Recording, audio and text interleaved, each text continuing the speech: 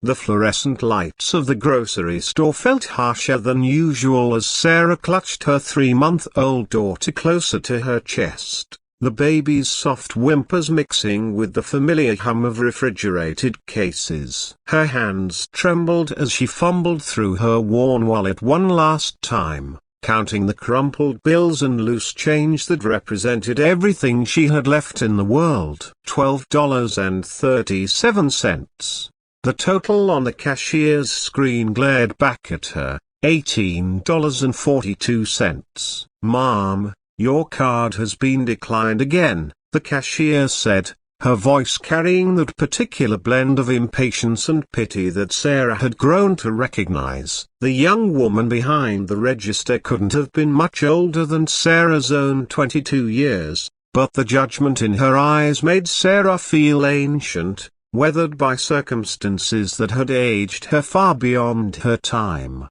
Behind her, the line was growing restless. Sarah could feel the weight of their stares, hear the whispered comments and exasperated sighs. A businessman checked his expensive watch with theatrical frustration. A well-dressed mother shielded her own children's eyes, as if poverty might be contagious. Sarah's cheeks burned with shame as baby Emma began to cry harder, sensing her mother's distress. "I'm sorry, I just need to put some things back," Sarah whispered, her voice barely audible above Emma's cries. She reached toward the small collection of items she'd so carefully selected: a can of formula, diapers, a loaf of bread, peanut butter, and a single jar of baby food. Each item had been chosen with the precision of someone who had learned to stretch every dollar until it screamed. 3 months ago, Sarah's life had looked entirely different. She'd been finishing her nursing degree,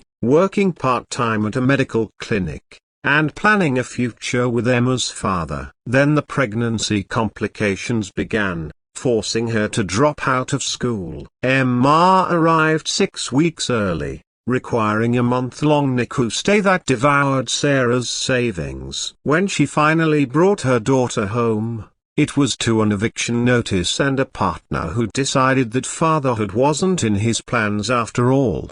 Now, standing in the checkout line of a discount grocery store, Sarah felt the full weight of how far she'd fallen. Her apartment was gone, replaced by a cramped room in a boarding house that smelled of cigarettes and despair. Her car had been repossessed last week. Even her phone service would be cut off tomorrow if she couldn't scrape together $30. "Just the formula and diapers," she said, her voice cracking as she pushed the other items aside. Those were the absolute necessities. She would figure out how to eat later. Somehow. The cashier rolled her eyes and began scanning the reduced items with aggressive efficiency. $14.89, she announced. Sarah counted out her money again, this time including the quarters and dimes from the bottom of her purse, still short by nearly $3. Her chest tightened with panic. Emma needed those diapers. She was down to her last 2. And the baby had been going through them faster since starting new medication for reflux. "I'm sorry, Sarah's words dissolved into silence as tears threatened to spill over. She couldn't do this. She couldn't even provide the most basic necessities for her child. "Look, lady, either you can pay or you can't. There are other customers waiting," the cashier snapped, her patience clearly exhausted. The businessman behind Sarah made a show of checking his watch again. "Some people should learn to budget before they go shopping," he muttered loudly enough for everyone to hear. Sarah's face flushed with humiliation. She bounced Emma gently, trying to soothe her daughter's increasingly frantic cries while fighting back her own tears. This was it, at the moment she'd been dreading, when she'd finally hit rock bottom with an audience to witness it all. "How much is she short?" The voice was quiet but carried an authority that cut through the tension. Sarah turned to see a man in his 50s standing behind the impatient businessman. Unlike the other customers, There was no judgment in his eyes, only genuine concern. He wore a simple navy suit that looked expensive but understated, and his salt and pepper hair was neatly trimmed. But it was his expression that struck Sarah most, the way he looked at her as if she were a person deserving of dignity, not a problem to be solved or avoided.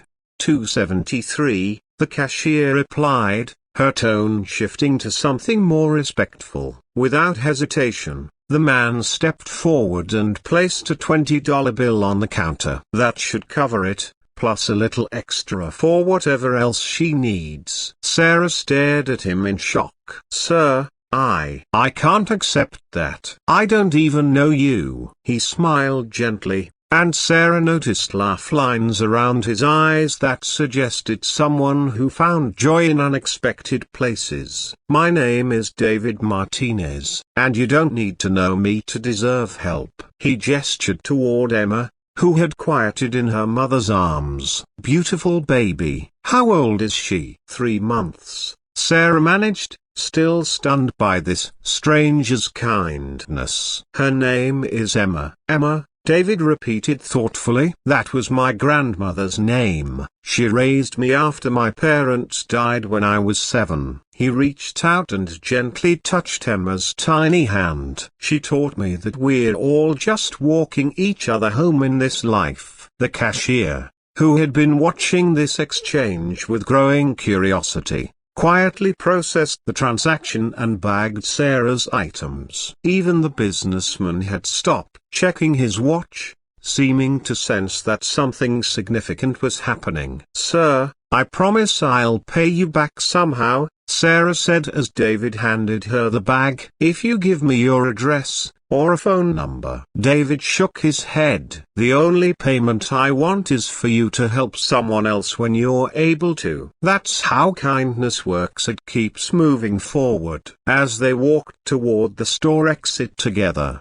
David asked gently, is there somewhere I can drive you? You don't have to tell me anything you don't want to, but I noticed you don't have a car. Sarah hesitated, then found herself opening up to this compassionate stranger. Maybe it was his genuine warmth, or maybe she was just desperate for human connection, but the words came tumbling out. She told him about Emma's father leaving, about dropping out of school, about the boarding house and the repossessed car and the phone service getting cut off tomorrow. David listened without interruption, his expression growing more thoughtful with each detail. When Sarah finished, he was quiet for a long moment. I want to ask you something, and I need you to know that I'm not trying to be condescending or to make assumptions about your situation, he said carefully. But would you be interested in a job? Sarah blinked in surprise. A job? But you don't know anything about my qualifications, and I can't afford childcare. I know you were studying nursing, David said. I know you're a mother who clearly loves her child deeply. I know you have integrity. You tried to pay for those groceries with your last few dollars rather than asking for help. Those are exactly the qualifications I care about. He paused, seeming to consider his next words carefully. I run a company called Martinez Healthcare Solutions. We manage medical facilities across the Southwest, and we're always looking for people with medical training. The position I have in mind would allow you to bring Emma to work. We have an on-site childcare facility. Sarah felt her heart pounding. It seemed too good to be true. What kind of position? We need someone to help coordinate patient services and work with our nursing staff. You'd finish your nursing degree through our continuing education program. The company would pay for it. The salary starts at $45,000, with full benefits. David pulled a business card from his wallet. I'm not asking you to decide right now. Take some time to think about it. But if you're interested, call me tomorrow. Sarah stared at the card, hardly believing what she was reading. David Martinez, CEO, Martinez Healthcare Solutions. She looked up at him with wonder. You're the CEO? And you're just offering me a job in a grocery store checkout line. David smiled. Some of the best people I've ever hired were found in unexpected places. My grandmother used to clean office buildings at night while raising me. She'd take me with her sometimes, and I'd see how the executives treated her like she was invisible. Like her work didn't matter. I swore then that if I ever had the power to change things, I would. He gestured toward Emma, who was now sleeping peacefully in Sarah's arms. Every child deserves a chance to grow up with stability and hope. Every parent deserves the opportunity to provide that. Sometimes all it takes is someone believing in you when you can't believe in yourself. As they reached David's car, a modest sedan that surprised Sarah with its simplicity, he helped her secure Emma in an infant car seat that he produced from his trunk. "Do you just carry baby car seats around?" Sarah asked with a laugh that felt foreign after so many weeks of despair. "My daughter lives across the country, but she visits with my grandson sometimes," David explained. "I like to be prepared." He paused, his expression growing more serious. "Sarah, I want you to understand something. This isn't charity. I genuinely believe you could be an asset to our company. But even if I'm wrong about the job fit, you and Emma deserve help simply because you're human beings who matter." The drive to Sarah's boarding house was quiet, filled with a comfortable peace that Sarah hadn't felt in months. When they arrived at the rundown building, David didn't comment on its condition or look uncomfortable. He simply helped her carry her groceries to the door. "Will you call me tomorrow?" he asked. Sarah nodded, clutching his business card like a lifeline. "Mr. Martinez, I don't understand why you helped me today, but I want you to know that you saved us." "Literally saved us." David's eyes grew misty. "My grandmother used to say that angels don't always have wings, sometimes they just have willing hearts. You reminded me today of what matters most." As Sarah watched his taillights disappear into the evening, she held Emma close and whispered, "We're going to be okay, baby girl. We're going to be just fine." 6 months later, Sarah sat in her own apartment, watching Emma take her first tentative steps across the living room floor. Her nursing classes were going well. Her job at Martinez Healthcare had exceeded every expectation, and for the first time since Emma was born, she felt genuinely hopeful about their future. The $20 bill that David had placed on that grocery store counter had been just the beginning. His real gift had been something far more valuable, the reminder that in a world that often felt cold and indifferent, there were still people willing to see past circumstances to the humanity underneath. And now, every day, Sarah tried to pass that gift forward, whether it was helping a struggling coworker, volunteering at the local food bank, or simply offering a kind word to someone who looked like they needed it. Because David had been right, kindness really did keep moving forward, one heart at a time.